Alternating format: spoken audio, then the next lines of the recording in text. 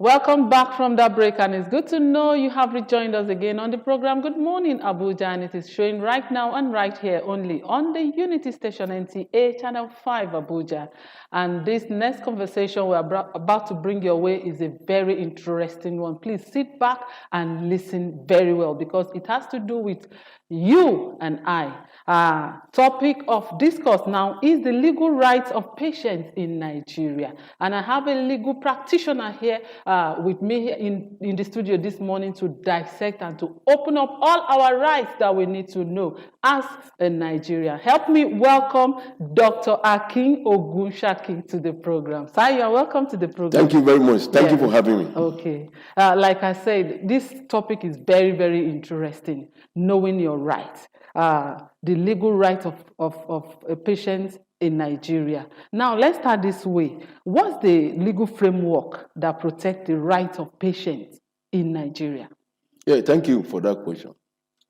The legal framework, that one, you can easily see that one under the Health Care Act. Okay. And that one was enacted in 1996. Okay. So the whole bundle of that embraces, it involves a lot of rights that patients can actually access as a patient in the hospital. You see, one of those rights is that, number one, as a patient, if you are admitted in the hospital, you have right to know every information about yourself. Good. They must unfold every information about you and let you know them. Then, however, there are some questions that you can even ask the doctor himself. If they have carried out a diagnosis on you, you are allowed by law to tell them that, okay, what is the resource of the diagnosis they have taken from you? Then if at any rate you just feel like you are not in the safe hand of you're not comfortable. that doctor, yes, you have right to say no. Okay. That the doctor should not attend to you or should not treat you, as the case may be. Okay. Then another thing is that while you are in the hospital, your security must be assured 24 hours. Okay. You must be within a very safe premises of the hospital. Okay. Not a situation whereby you are admitted and eventually somebody come and attack you. It shouldn't happen. If it's happening like that, the hospital, the doctor, the physician, and all other persons in the hospital working for that hospital, they are culpable. Because they have exposed your life to danger. How can you find redress? What are you supposed to do? Like we are saying now, there are so many people that don't even know their right and how to go about it when it is being violated. So when it is being violated, what are we supposed to do in the first place that you don't even know? Yes, that is why you have to be very conscious of your rights in the first instance. Okay. Then, having done that, there are bundles of rights available to a patient in the hospital. Okay. You see, one of those rights is that the moment you have identified your right, you know it already, then defend it and consciously guide against it. If they are violated, you can do the following. Okay. Number one, you can go to court, our conventional court. Okay. Yes. So the court will look at it critically. You see, and assess what actually transpired between you and the physicians. Okay. If this physician is found guilty, I can assure you, you'll be penalized and sanctioned for it. Okay. Talking about penalty, are there specific laws in Nigeria that protect the confidentiality of patient information and medical records? Yes, there are laws. You see, the Health Care Act Okay.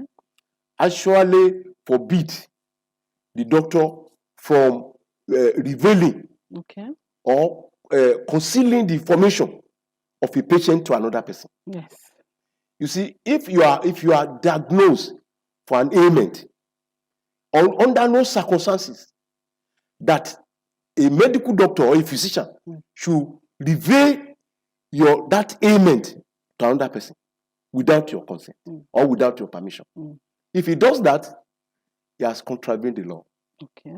And he will be sanctioned. Sanction. Yes. Okay. The sanctions are numerous. You can even go to Public Complaint Commission. Commission, yes. Yes, make a report there. They will investigate. They will investigate. You can go to these civil organizations, civil liberties organizations. These are NGOs. You can equally report to them and tell them your experience. If any medical doctor, you can maintain a criminal action against a medical doctor too. You can go to court if they have done anything that is criminally that you know that is criminal. Okay. You can take them to court. Okay, doctor. In this case, there are some. I'm not going to call names of hospitals here or patients, at least for the sake of privacy. There are some information that happened to someone I know that the report they gave to that person was not her report. It was actually a report of another person. It was a mistake. We know that these doctors are human beings. Yeah. In such situation, what do we do? And you are not permitted to reveal a patient's information to another person. Situation like that, the hospital, they have committed a crime, an offense, by prescribing a wrong drug for that patient. Because if there's what they call fiduciary duty. Okay, what is that? The fiduciary duty is your primary duty. Responsibility to a patient under your care. If you found liable that they discover that there's a negligence on your part, that you didn't do what is needful, and anything happened, such physician, doctor, will not penalize. Yes, he will not go scot-free. Okay, so are there any specific rights for vulnerable populations like the minors or the mentally ill patients in Nigeria healthcare law? Yes, there is, but the only problem we have is that they are not so pronounced. Okay. They are not. It's like I find it very difficult to remember whether any pronouncement has been made on them. When pronouncements are not made, a situation like that, such law is as once you assume that such law is as dead as it's living. Because about people that are medically mentally unstable or derail, kind of, the law protects them that if you can get hold of them, there are one or two things you can do by arresting them or by inviting them, if it is possible, then push them to where they can be examined. And if there's anything they can do about them, of course, the government will go ahead to do that. But the issue is that, is it possible? How many of us can actually do that? Or how many mentally delayed people have we arrested along the street? Rather, when we see them, we run away from them. And we treat them with stigma, thinking that they are not human beings like us. So that one be as it may. Okay, sir.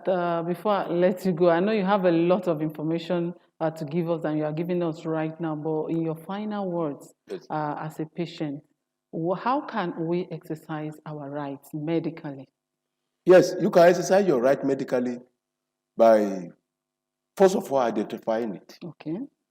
The rights you cannot identify, you cannot exercise. You cannot exercise. So it is as simple as that. The moment you can identify your right, you know what your right is, and you know where it begins and you know where it ends.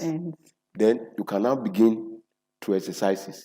Then by exercising it, you must be very conscious of the way you are handled by a physician in the hospital. Then you must be very, very conscious again of your safety while you are there, in their hand. Then another thing is that you must ensure that but let me say this one for clarity's sake. All right. You see, the right of a patient is just to ensure that there's a nexus between the management of the hospital and the patient. And why are they saying that? They are saying that because they will partner together. There will be partnership between them. When they partner together, then the patient will be handled safely. And they will treat him with all necessary attention that is needed. And such patients, they will ensure that such patients is not only in a good and comfortable condition before he leaves the hospital, but they will know that he has a settled mind that he has actually given himself for treatment. Thank you so much. You're welcome. I know, like I say, you have a lot to say, but we need to go. And at this point, I want to say a very big thank you for this wonderful information you gave to us this morning about knowing our rights. Thank you very much. Thank you. We do appreciate it. Thank you very much. Thank you.